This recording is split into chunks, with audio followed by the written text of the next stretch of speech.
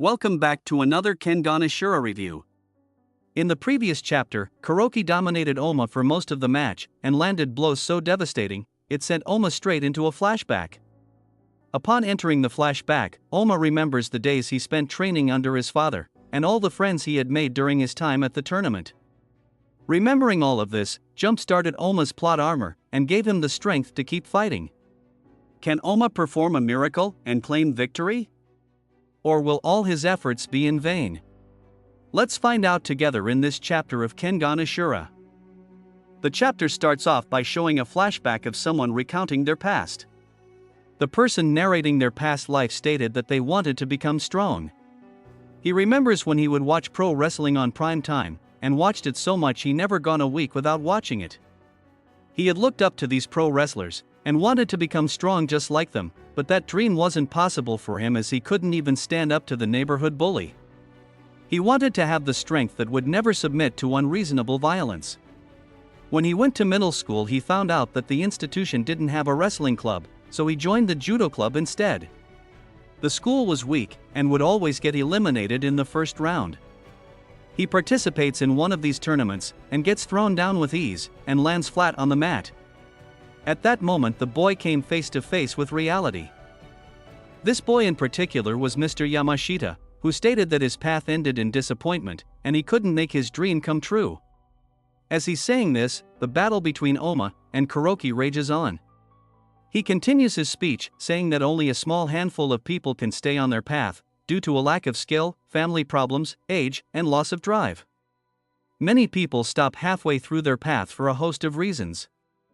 After he had lost his dream, he had no choice but to live in reality, and before long, he even forgot about the dream he once had. But Ohma went down that path and never gave up, making Mr. Yamashita see him as the person he always wanted to be, but couldn't be. Kuroki lands a strike onto Ohma's chest, and Ohma strikes back, but Kuroki blocks it. Kuroki then follows up with a kick to the thigh, and Ohma throws an overhead punch, but gets his hand destroyed in the process. Kuroki then grabs Ohma's head and viciously headbutts him. Ohma shakes him off, and tries to land an elbow strike, but it gets blocked. He then attempts to throw a kick, but Kuroki punches him in the gut, making him fall down to his knees, and then uses his own knee to strike Ohma in the face, which knocks him back. Ohma then prepares for one final attack, and Kuroki rushes in to finish him off, and sends a devil's lance straight to Ohma's abdomen. Ohma uses this opportunity, and unleashes his most powerful attack. Everyone looks on in shock as blood shoot up in the air, and Mr. Yamashita looks distraught after witnessing the battle's conclusion, as the referee shouts they have a winner. We then move on to chapter 235, titled Future. After the tournament ended, a party took place on the island. We then see Okubo sitting at a restaurant watching the people party, and says that they're pretty lucky, aren't they? They barely waited until the match was over to start the party. Gaolang chimes in and says, can you blame them? The new king's been crowned, and the curtain rose on a new age. He then tells Okubo that the new reform is going to wash over us fighters too, which Okubo is completely fine with. Suddenly, someone inside the crowd shouts that they're not gonna let it end like this. Which turns out to be Matsudo Katahara, who is now the ex-chairman of the Kengan Association. He seems to be having a good time, but one of his bodyguards worryingly says to him that this is not good for his health, but Katahara continues to party. Suddenly one of his servants tells him not to waste his breath. Mr. Katahara recognizes this woman, and asks her to dance with him. It is revealed that this woman is the intelligence operative for Katahara, and also a secretary for Mr. Yamashita whose name is Kushida Rin. She declines Katahara's offer, and jokingly says that she's not as powerful as him. One of the bodyguards calls out to Rin, and says that she needs to be more respectful to the boss, and she responds to the bodyguard telling him to calm down. Katahara congratulates her on her successful infiltration of the Nogi group, and points out that nobody in the company knew who she really was. She doesn't think that anyone in the Nogi group figured out her secret identity, but there was one guy that started to catch on to her. She then tells Katahara that you can tell if someone is from the inside like you. Upon hearing this, Katahara remembers that Kushida comes from the Gucci district and asks her how was Ohma from a countryman point of view, and what does she thinks of him. She responds saying that she can't stand people from the inside, and that they are all self-centered idiots who always leap before they look, and try to solve everything with violence. Most people she knew from the inside were like that, but Ohma and Himuro were different.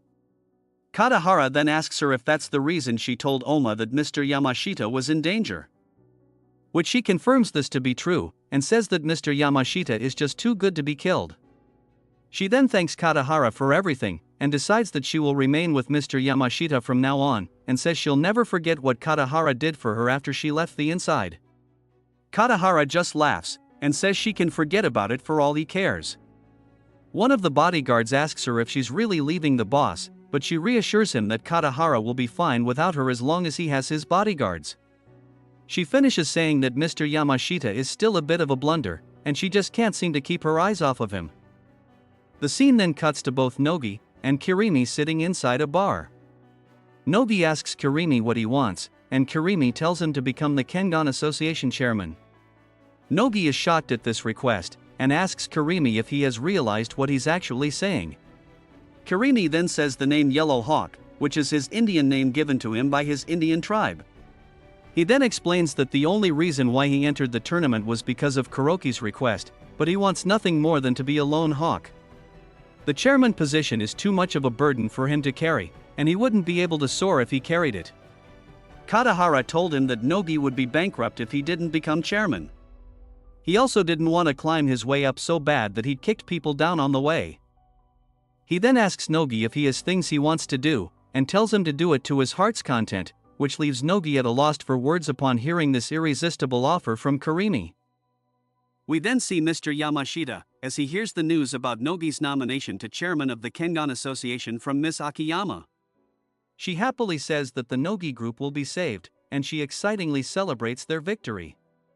She then realizes she's getting a bit too excited, and apologizes to Yamashita for the awkward moment, but he says it's fine.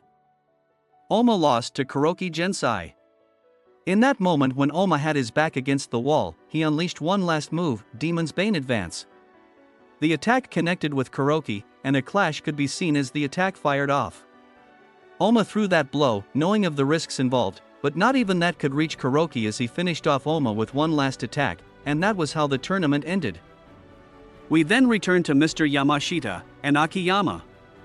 Miss Akiyama asks about Ohma's well-being, and Mr. Yamashita reveals that there hasn't been a change since Ohma was unconscious after the tournament ended.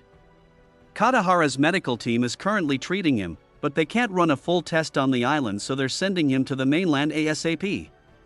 Kushida Rin interrupts the conversation and says that Ohma is already awake. She had stopped by to visit him, but Ohma had already gotten out of bed and said that he was going to eat, then he walked out without saying another word. Akiyama is relieved to hear this news, and decides that the group should go look for Ohma, but then suddenly Mr. Yamashita runs off to search for Ohma after hearing the news about him. Seeing Yamashita running off to look for Ohma, both Akiyama and Kushida decide to join in on the search. Meanwhile, a group of bodyguard captains stand by the ocean side. Commander Iwaki states that 25 guards have lost their lives, and he wishes them farewell. The scene then cuts to a particular building that's located in a remote area. This building used to be a lodging facility for Kengan Association members, before Matsudo Katahara bought Ganryu Island, but it's now currently being used as a detention center for insurgents. Inside this building, we find the CEO of Electric Power Co., Hayami Katsumasa, imprisoned due to his actions at Ganryu Island. We then see 3 guards of the facility in shock after discovering that one of their prisoners is dead, and upon inspecting the body they found out that the man had succumbed to poison, leaving them confused as to how someone managed to sneak in his cell and murder him. They also deduce that they have an escapee on the loose, when they stumble upon a hole in the wall. Looking at the way this hole was made, they instantly knew this was the work of Kiryu Setsuna, who probably used the Raksas's palm to destroy the wall, and was probably imprisoned for the murder of his own master. One of the guards reports their findings back to the tower and begins searching for the perpetrators. They eventually find another dead member of the worm on the seashore, making all known affiliations of the worm that were on Ganryu Island to have been murdered, which makes them question how these events managed to take place without them knowing. We then return back to Miss Akiyama and Kushida's search for Ohma. They both ask various people around the island about Ohma's whereabouts, but none of them seem to know where Ohma is. So they eventually give up on their search after talking with Wakasuki and Sakura, who tell them they'll eventually see him on the boat tomorrow. They decide to leave Ohma to himself and continue enjoying their last day on Ganyu Island. The scene then shifts to the Ganryu Island's forest. Somewhere inside this forest we can see someone sitting by a tree watching the sunset go by. On closer inspection we discover that this is Ohma, who had wandered away from the party to sit alone by himself. While relaxing beside the tree, a familiar voice tells him that he came one step short from beating Kuroki, and says that he has done well. However, Ohma is not surprised by this person's sudden appearance, since he had a feeling that they would show up. This person turns out to be Ohma's adoptive father, Nico Tokita. Nico reminds him once again that he is just the result of his hallucination, which Ohma already knows, and says that he thought he wouldn't see Nico again after his body went back to normal. He then says it's about that time, and Nico replies that it has been a long time, which Ohma agrees as he looks back at the years he's spent in the inside. During those times Ohma had fought all kinds of guys, and he had even managed to sort things out in his own way. Nico then asks him if he regrets not killing Setsuna. Ohma replies, saying who knows, and recalls the last thing Nico had said to him, which was not to kill anyone, and thinks that he should at least respect his wishes. Hearing this makes Nico happy, and he tells Ohma that he has become strong. Ohma jokingly replies, saying that the real Nico would have been a lot harder on him. Just as he says this, Nico disappears. And Ohma says his final goodbye to his father as he watches the sunset in the distance. Suddenly someone starts moving towards Ohma in the bushes, and this someone turns out to be Mr. Yamashita, who had finally managed to find Ohma. He then noticed that the sun had already gone down, and began admiring the stars, which made him realize that when they were inside the arena watching the matches, they didn't get a chance to look at the night sky during the tournament. He notifies Ohma that they'll be leaving the island tomorrow, and he doesn't think that they will ever come back to the island. He continues to say that the extraordinary time they've spent here will end, and they'll return to their ordinary lives. The people from the public society and the people from the underground will go back to their everyday lives, but there were some who couldn't go back to their everyday lives. Time will move and their experiences will become memories. Some people they'll never see again, but we can say for certain that they were here. I'll go back to my everyday life too, but he'll never forget the time we spent on this island. Mr. Yamashita then says his final goodbyes as Ohma falls unconscious. In the Kengan matches there was a man they called the Ashura, and that man has just entered a long slumber. If you've made it to the end, thank you for watching, and if you like what I do, feel free to subscribe for more. If there's any fights you want to see, feel free to recommend them to me in the comments, and I'll be sure to review it. With that said, have a nice day or night, and I'll see you next time.